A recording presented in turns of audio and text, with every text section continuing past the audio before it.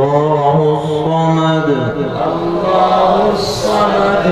لم يلد ولم يولد لم يلد ولم يولد ولم يكن له كفوا أحد ولم يكن له كفوا أحد بسم الله الرحمن الرحيم بسم الله الرحمن الرحيم قل أعوذ برب الفلق من شر ما خلق قل أعوذ برب الفلق من شر ما خلق ومن شر غاسق إذا وقب ومن شر غاسق إذا وقب ومن شر النفاثات في العقد ومن شر النفاثات في العقد ومن شر حاسد إذا حسد ومن شر حاسد إذا حسد بسم الله الرحمن الرحيم بسم الله الرحمن الرحيم قل أعوذ برب الناس ملك الناس إله الناس قل أعوذ برب الناس ملك الناس إله الناس من شر الوسواس الخناس من شر الوسواس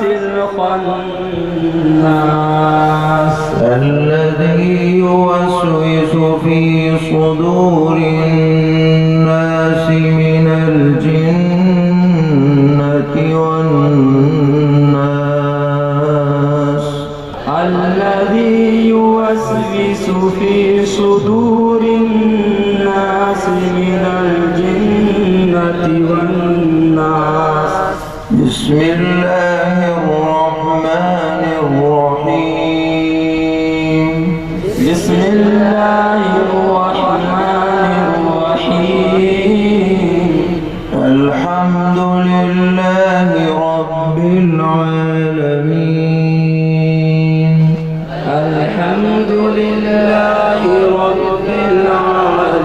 العالمين الرحمن الرحيم الرحمن الرحيم مالك يوم الدين مالك يوم الدين إياك نعبد وإياك نستعين إياك نعبد وإياك نستعين اهدنا الصراط المستقيم اهدنا الصراط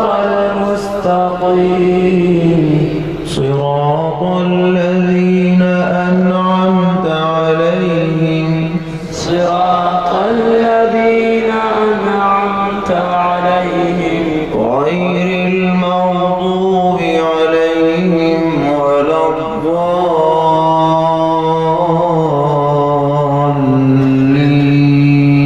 الضالين غير المغضوب عليهم ولا الضالين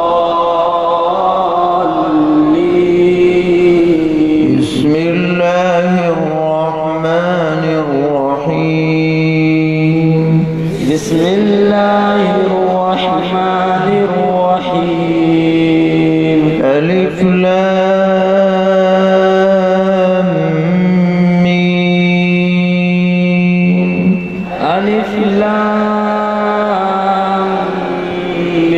ميم ذلك الكتاب لا ريب ريب فيه ذلك الكتاب لا ريب فيه هدى للمتقين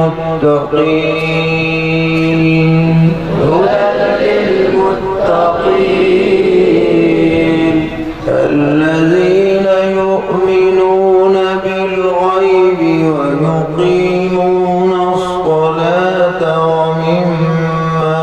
رزقناهم ينفقون الذين يؤمنون بالغيب ويقيمون الصلاة ومما رزقناهم ينفقون والذين يؤمنون بما أنزل إليك وما أنزل من قبلك والذين يؤمنون بما أنزل إليك وما وبالآخرة هم يوقنون وبالآخرة هم يوقنون أولئك على هدى من ربهم وأولئك هم المفلحون أولئك على هدى من ربهم وأولئك هم المفلحون صدق الله مولانا العلي العظيم صدق الله مولانا العلي العظيم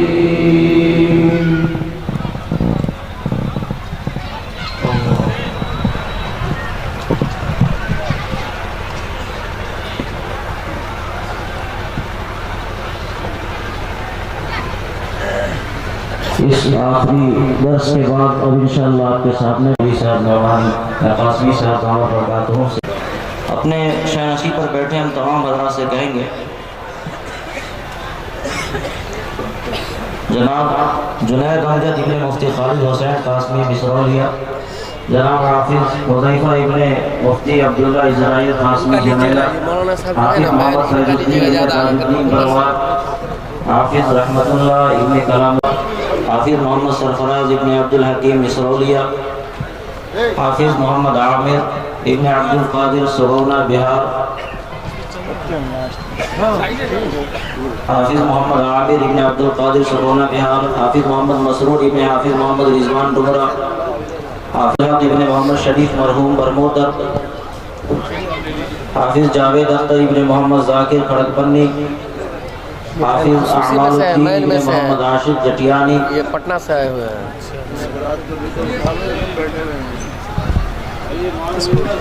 حافظ نعمت اللہ ابن محمد نصیر لونکی، مولانا معین اللہ صاحب تشریف لائیے، مولانا ابوالکلام صاحب، حضرت قاضی رضوان صاحب، حاجی صاحب آگے تشریف لائیے، حافظ نوید الحق ابن محمد شریف مرحوم، حافظ جاوید اختر ابن محمد ذاکر کھڑک پنی، حافظ اعمال الدین ابن محمد عاشق، حافظ نعمت اللہ ابن محمد نصیر، حافظ محمد اخلاق ابن محمد مشتاق مدواپور، حافظ محمد احمد اللہ ابن محمد حشمت اللہ اندرا، حافظ محمد احمد ابن محمد کثیر گاڑھا، حافظ محمد دلشاد ابن محمد جابر تریاہی، حافظ مطیع الرحمن ابن حافظ شمیم الپورہ،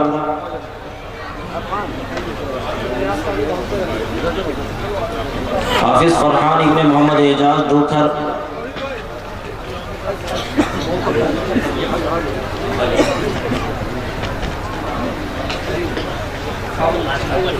حافظ ثنا مزمل ابن مولانا ثناء اللہ صاحب دربھنگہ، حافظ ثنا مزمل، حافظ ابو سعد ابن محمد زبیر قضیاہی، حافظ ابو سعد ابن محمد زبیر قضیاہی، حافظ محمد ناظم ابن ضیاء اللہ بصحہ،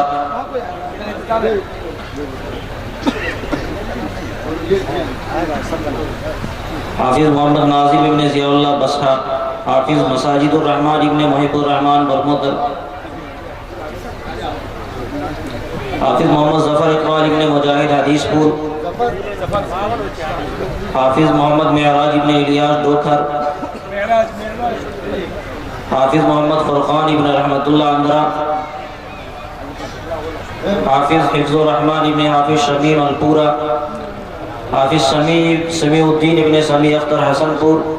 حافظ محمد سراج ابن مشتاق مصرولیا، حافظ صلاح الدین ابن عبد القدوس بصرہ، حافظ محمد جنید ابن ضمیر الدین بصرہ، حافظ محمد جابر ابن اکبر علی حسن پور، حافظ محمد جابر ابن اکبر علی حسن پور، حافظ ثنا مدثر ابن مولانا ثناء اللہ صاحب دربھنگہ، حافظ طبیب ابن محمد عمیس احمد چھوڑاہی، حافظ مبشر ابن اعجاز احمد چھوڑاہی،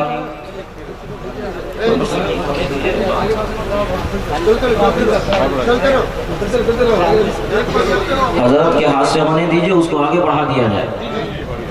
سب کو حضرت کا شرف ملے، اس کی کوشش ہو۔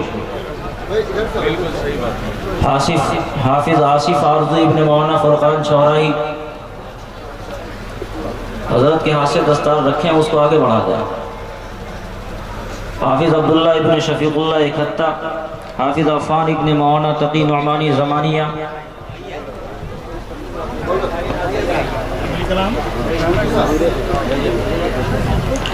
حافظ محمد عمیر ابن محمد وارث مدھے پور،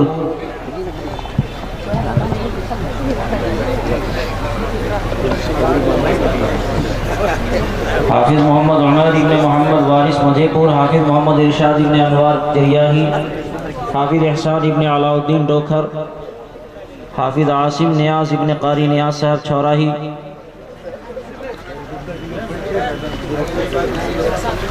حافظ محمد ارباز ابن ضیاء الحق صاحب محمد نیاز چھوڑاہی، مفتی خالد صاحب حضرت مولانا عبداللہ اسرائیل صاحب سے گزارش ہے کہ جو بیگ وغیرہ طلبہ کے لیے ہے، سب کو ایک ایک بیگ بھی حوالے کر دیں تاکہ وقت کم سے کم لگے۔ ادھر کر دیں، ادھر اپنا ہوتا رہے گا،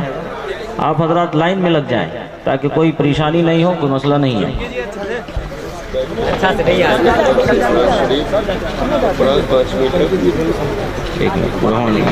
حافظ محمد افتخار ابن محمد نیاز چھوڑاہی، حافظ نوشاد عالم ابن مصطفیٰ بروار، حافظ محمد شاہنواز ابن محفوظ چھوڑاہی، حافظ محمد ناصر ابن اکبر علی حسن پور، حافظ محمد اجمل ابن مظاہر برموتر، حافظ محمد بلال ابن محمد رضوان چھوڑاہی، حافظ اسماعیل ابن محمد یوسف زمانیہ۔ یہ ماشاءاللہ کچھ 52 طلبہ ہے سب، جن کی دستار بندی آپ کے سامنے ہو رہی ہے۔ یہ وہ عظیم نظارہ ہے جس کی ہلکی جھلک ہمارے سامنے آ رہی ہے۔ اس کی جو اصل تصویر ہوگی وہ کل قیامت کے دن ہوگی۔ اللہ رب العزت ان کو ایسا تاج پہنائے گا جن کی موتیاں سورج سے زیادہ چمکدار ہوں گی، یہ روایتوں میں آتا ہے۔ اس لیے ہماری کوشش ہونی چاہیے کہ ہم سب بھی اپنی اولاد کو حافظ قرآن بنائیں۔ شانتی کے ساتھ آپ لوگ اس پروگرام کو دیکھ رہے ہیں، بڑے ہم شکر گزار ہیں۔ آپ تو جانتے ہی ہیں کہ آپ سبھی حضرات کے محنت اور جفاکشی کے ساتھ یہ پروگرام آج منعقد ہوا ہے، اور چونکہ رسم بھی ہے اور حق بھی بنتا ہے حفاظ کرام کو جامعہ کی جانب سے کچھ تحفہ دیا جائے۔ الحاج حسیب الرحمان صاحب جو ناظم ایک عقائد پر حضرت مولانا الیاس گھمن صاحب کی کتاب عقائد اسلام ہے، تو دوسری طرف نماز پیغمبر ہے، ایک ٹوپی اور تسبیح کا یہ بیگ تیار کیا گیا ہے۔ اسی طرح آپ لوگوں کو معلوم ہوگا کہ ایک تنظیم چلتی ہے چھڑی کے اندر، تنظیم امداد الغرباء والفقراء کی جانب سے بھی تمام بچوں کو تحصیل التجوید قلم اور کاپی ایک عدد دی جا رہی ہے، جس کی سرپرستی الحاج حسیب الرحمان صاحب کرتے ہیں اور سیکریٹری پروفیسر مولانا کاظم صاحب فرماتے ہیں۔ ایک اور بات بتاؤں، اس بیگ کے اندر قلم بھی ہے، تسبیح بھی ہے۔ الحمدللہ یہ گراں قدر انعام ان حفاظ کرام کو مجلس منتظمہ کمیٹی اور قرب و جوار کی جانب سے ملی ہے۔ ادھر ہی سے مفتی صاحب ادھر سے دیتے رہو کرتے ہیں، رات بھی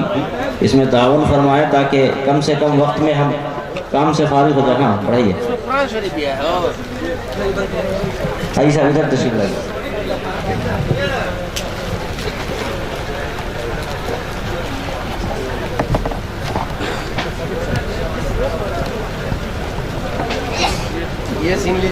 ماشاء اللہ یہ خوشنما منظر ہے جو آپ دیکھ رہے ہیں. ان حفاظ کرام کو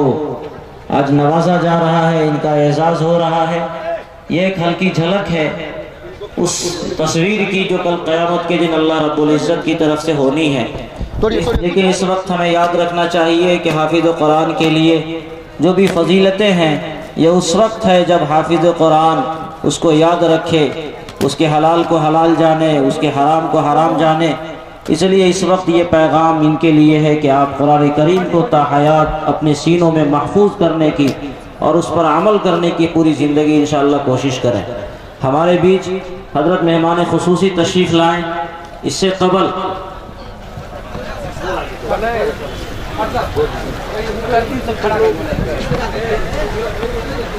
کھولیے نا, اس کو کھولیے نا, کھولیے نا قرآن کو, کھولیے نا ایک بیگ کھولیے, گھوڑا بلاک کھولیے. ہم حضرت نائب امیر الہند تک پہنچے ہیں. اس سے قبل یہ ذمہ داری بنتی ہے اور یقیناً یہ خلا ہوگا اگر ہم اس عظیم شخصیت کو آپ کے روبرو نہ کریں جن کی فکر نے ایک عظیم ادارہ اس سرزمین کو دیا ہے. میری مراد الحاج جناب حسیب الرحمان صاحب بانی و ناظم اعلیٰ جامعہ اسلامیہ برموتر ہے. ہم اس وقت ان سے گزارش کرتے ہیں کہ آپ کے دل میں کیا درد ہے جس کی وجہ سے آپ نے اتنا بڑا ادارہ وجود بخشا, اس کو بنایا, اسے سنوارا اور اس پر محنتیں کی. یقیناً اس عمر میں جب اللہ تعالیٰ تھوڑی ادھر آپ حضرات جو حفاظ بچے ہیں وہ کھڑے ہو جائیں. اساتذہ آ جائیے, کھڑے ہو جائیے آپ لوگ. بھائی آپ اخبار والوں کو اگر فوٹو لینا ہے تو لیجئے, یہ گروپ فوٹو. کھڑے ہو جائیے.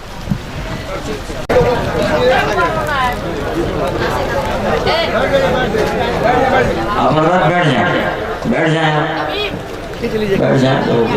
حضرت روک دیا. حاجی صاحب سے گزارش کرتے ہیں کہ حاجی صاحب اپنے تاثر کا اظہار فرمائیں.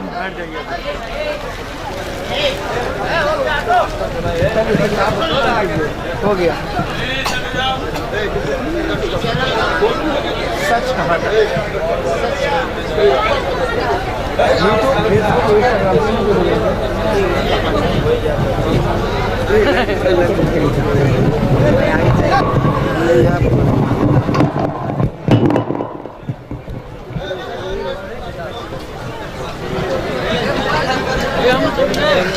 لو نا بھائی, سب کا دو نماز پڑھتا ہے نماز پڑھنے والا نماز پڑھتا